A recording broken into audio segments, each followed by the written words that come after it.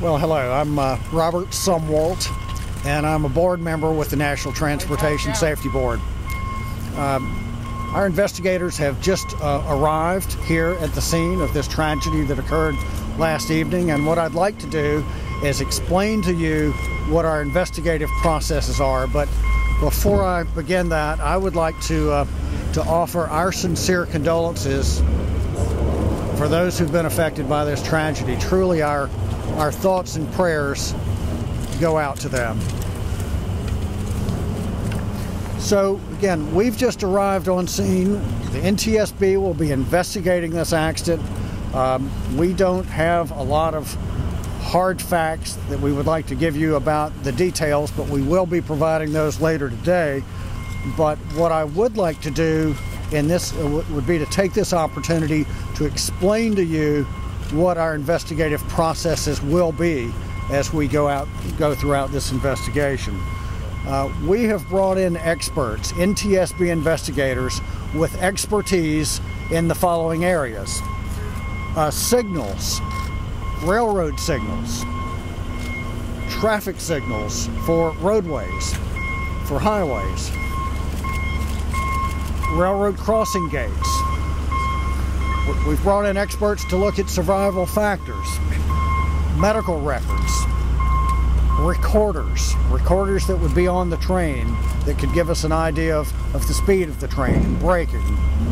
We've got experts in emergency response, in track, highway factors, fire science, the mechanical condition of the train itself. And in addition to that, we've brought in experts from the NTSB's Office of Transportation Disaster Assistance, who will be here to provide support and assistance for those families who've been affected by this tragedy. We've got several busy days ahead of us. We intend to find out not only what happened, but we want to find out why it happened. And our sole purpose for being here is to find out what happened so that we can offer recommendations to hopefully keep this from happening again. And that's why we are here. We will be keeping you updated. That's my job of being here, is to keep you updated as to what we're finding. Our plan is to be able to hold a media briefing this afternoon. Again, we've just arrived on scene. There's a lot of information that you've already heard. Our job is to confirm that information before we release it. So we will be trying to come up with factual information while we're here. Again, the plan is to give a media update later this afternoon. You may follow us at Twitter. Our handle is @Twitter, and the NTSB's website will provide information. That's www.ntsb.gov. Again, we don't have a lot of factual information at this point, but if there are questions concerning the investigative process, how we will go about investigating this accident, I'd be glad to take a few questions. So I'll take 4 questions. Member Sumwalt, there have been reports that passengers did not receive any instructions on evacuating this train. Any indication at this point whether this process of getting passengers off the train happened fast enough? Have you had a chance to speak to passengers? Let me be perfectly clear. In this press briefing, I'm going to discuss the NTSB's investigative processes, because we have not confirmed any of that at this point. We will. By the time we've completed this investigation, we will know everything that we need to know.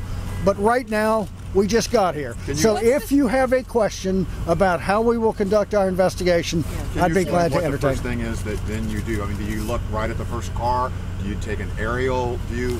What is? Yeah. So what is the first thing that the NTSB will do? Our investigator in charge is Mike Hiller. I'll be introducing you to him at our next press briefing. We just arrived. He and I just arrived with the rest of our team. We have officially taken command of the accident scene. We will. Mike is out there with his team now, getting a first look at the wreckage. They're out looking at the first car. They're walking that. We will be documenting the wreckage. We've already asked for aerial footage, very good high definition aerial footage of this site so that we can use. So our first order of business is what we've already done. That is to take command of the accident scene. And from there, we start very methodically documenting the wreckage. We've brought in a 3D laser scanning device to be able to scan this wreckage. So that's what we'll be doing. I would imagine that we will be on scene, and this train will be moved out of the way. It will be moved probably later this afternoon and taken to a storage facility, these cars. But we will be on scene 5 to 7 days collecting what I call perishable evidence, the information that can go away with the passage of time. That's what we're here to do. Document the scene, start collecting that perishable evidence, interviewing witnesses, talking to anybody, collecting information about any camera footage that may be there. We would like to ask that any witnesses, if any witnesses have information they would like for the NTSB to know, they can contact us. We've set up an email address. That email address is witness@ntsb.gov. Again, witness@ntsb.gov. Sir, what is that perishable evidence? If you can explain what that kind of stuff that is. What is perishable evidence? I describe perishable evidence as that information that can go away with the passage of time. Again, this train will be moved as soon as it can. As soon as it can be moved. Witnesses are people's memories fade over time. So anything that train records, for example, or crew training records, that's not perishable evidence. That's information that's still going to be there in a week. So we want to get everything that will go away with the passage of time. There's a question here. Yes, sir. How long before you or some of your members of your team actually are able to speak with some of the operators that were on the train? When will we interview the operators of the train?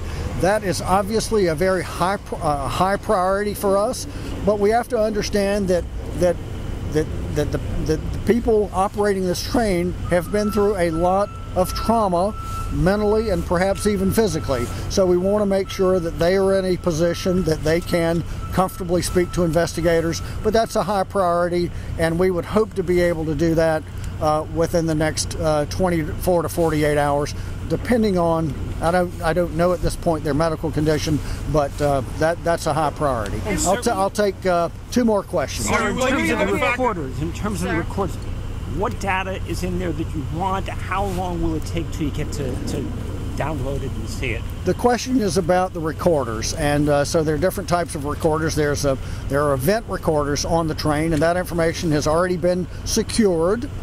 So that is available for us to download immediately. The train recorders will tell us information such as the train speed, any whistle indications, brake applications, again, horn sounding. So it will tell us information such as that. In addition to the train recorders, there are event recorders on the signals. So the crossing gates, they have event recorders in them. The signals themselves, the green lights and the red lights that are alongside the railroad track, they have signal recorders. They have event recorders. And so we will be looking, all of that information those recorders have been secured, and we will be looking at that today.